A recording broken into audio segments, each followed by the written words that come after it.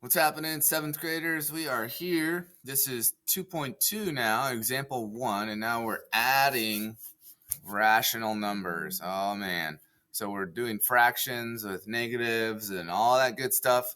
And if you take a look at this, maybe you forgot and then maybe you didn't, but we have to, when you add and subtract fractions, it's actually harder than multiplication and division because you have to get a common denominator, right? You can't do this unless the bottom number, which is the denominator, is the same.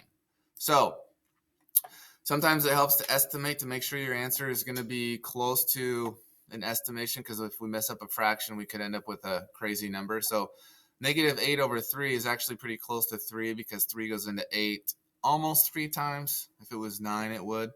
And then 5/6 is almost 1. So negative 3 plus 1 is negative 2. So our answer should be somewhere around negative 2. Okay. So we're going to rewrite using the least common denominator. So 6 would be our least common denominator. 3 times 2 is 6. So I have to multiply 8 times 2, and I get negative 16.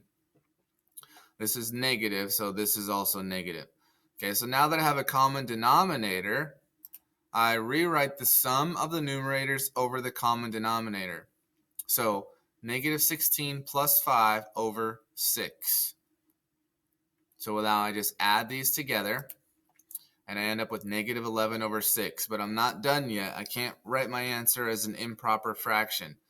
So I have to say, how many times does 6 go into 11? One time with 5 left over. So my answer is negative 1 and 5/6. Okay? So because 6 goes into 11 once, with 5 left over, 5 becomes my numerator, and 6 stays as my denominator. Okay? So the answer here that you need to make sure you put in, you can never put it in as an improper fraction. You have to make sure you put it in as a mixed number. And then negative 1 and 5/6 is close to negative 2, so I know my answer is probably correct. It's reasonable. All right, let's take a look at some more. So we Find have 4/5 plus negative 3 3/10. tenths. Let's take a look at how they do Before it we and actually see find the answer, if let's it make an helps out. estimate.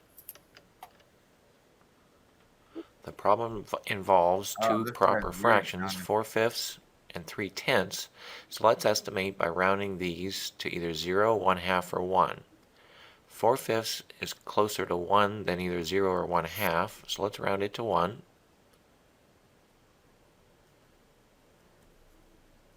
And 3/10 is closer to 1/2 than either 0 or 1, so let's round it to 1/2. That leaves us with the sum 1 plus negative 1/2, which is the same as subtracting 1/2 from 1, so we can give an estimate of 1/2. Now let's work out the problem and see what we get. We're adding a positive number to a negative number, which is a little like adding integers with different signs. But in this case we have fractions. So let's rewrite the fractions to have the same denominator. Notice in the first fraction we can write it with a denominator of 10 by multiplying the numerator and denominator both by 2. So 2 times 4 gives 8, 2 times 5 gives 10, and let's move the negative sign in negative 3/10 to the numerator. So we have negative 3 divided by 10, and you'll see the reason for that in the next step. The next step in adding the two fractions is to rewrite it as the sum of the numerators over the common denominator. So 8 plus negative 3 over 10. Now we have a sum of integers with different signs. So we can use the rule, which is subtract the lesser absolute value from the greater absolute value, then use the sign of the integer with the greater absolute value. Well, notice the absolute value of negative 3 is 3, and the absolute value of 8 is 8. So negative 3 is the lesser absolute value. So when we